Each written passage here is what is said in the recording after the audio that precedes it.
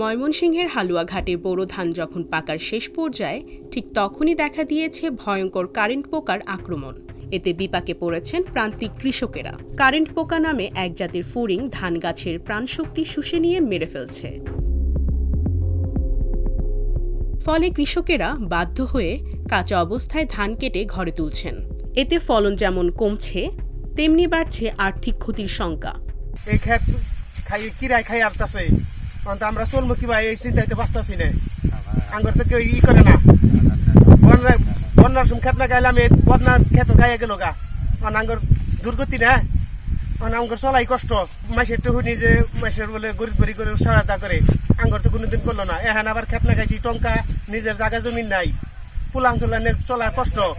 ওখানে যে ক্ষেত না গাইছি টঙ্কা, ওখানে ব্যাগ ধান খাই হালাইলো, ওখানে আমরা কি ভাই চলবো। পোকার আক্রমণে অনেক জমির ধান গাছ হলুদ হয়ে মরে যাচ্ছে, কোথাও কোথাও গাছ শুকিয়ে খড়ের মতো হয়ে গেছে। ধান শীষের গোড়ায় পোকা কেটে দিলে সামান্য টানেই গাছ মাটি থেকে উঠে আসছে। শীষের ধান বাদামি হয়ে চিটা হয়ে যাচ্ছে। বুড়ো মোড়া ধান অর্ধি পাকছে বা অর্ধ পায় নাই, কিন্তু কাঁচাই রয়েছে, ধান কাটতে আসতেছি। এছাড়া তার কোনো উপায় নাই। কারেন্ট পোকা আক্রমণে ধান অর্ধি কাঁচা ধান আঙ্গুর কাটতে লাগতেছে, তার কোনো উপায় নাই কাটা ছাড়া।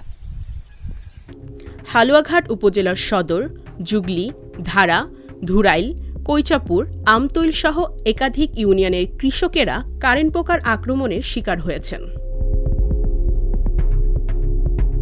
উপজেলা কৃষি অফিস জানায়, চলতি মৌসুমে প্রায় 22,000 হেক্টরের বেশি জমিতে বোরো ধান চাষ হয়েছে।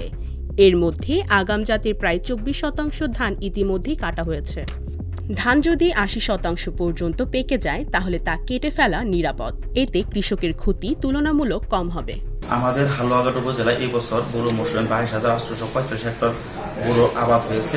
ইতিমধ্যে আমাদের 24% অর্থাৎ প্রায় 4,600 হেক্টর কর্তন হয়েছে। আমাদের কিছু কিছু ইউনিয়নে বাদামি ঘাস ফড়িংয়ের আক্রমণ লক্ষ্য করা গেছে। আমরা তাৎক্ষণিকভাবে ব্যবস্থা গ্রহণ করতেছি। আমরা ইউনিয়ন পর্যায়ে স্কোয়াড গঠন করে দিয়েছি। আমাদের উপসভাপতি কৃষি কর্মকর্তা পাঠিয়ে হয়েছে এবং আমাদের উপপরিচালক স্যারের নির্দেশনা মধ্যে আমরা বিভিন্ন জায়গায় কৃষক দলগতভাবে কৃষকের সাথে আলোচনা করছি এবং লিফলেট বিতরণ করছি। এবং আমাদের যে আক্রমণ, যেহেতু এখন বর্তমানে আমাদের ধান কর্তন শুরু হয়ে গেছে, এগুলো আমাদের জন্য ক্ষতিকর হবে না, ধান কেটে ফেলবে কৃষক।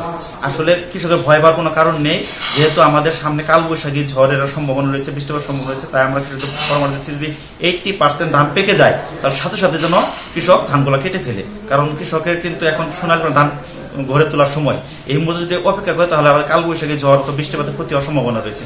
এই জন্য আমরা 80% ধান পাকার সাথে সাথে আমরা কর্তন করতে বলতেছি।